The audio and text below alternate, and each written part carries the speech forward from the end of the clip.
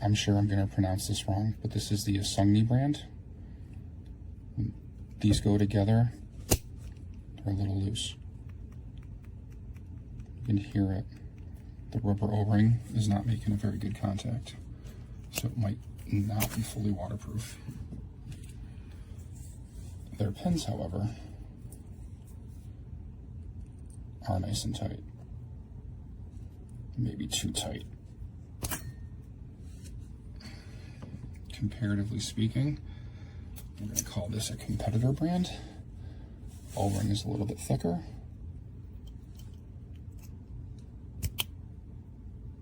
And it doesn't make that noise.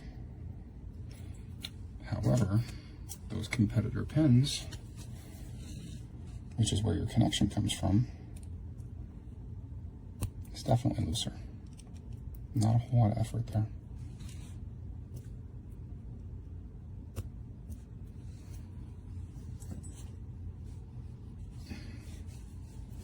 This is for the Usngsny.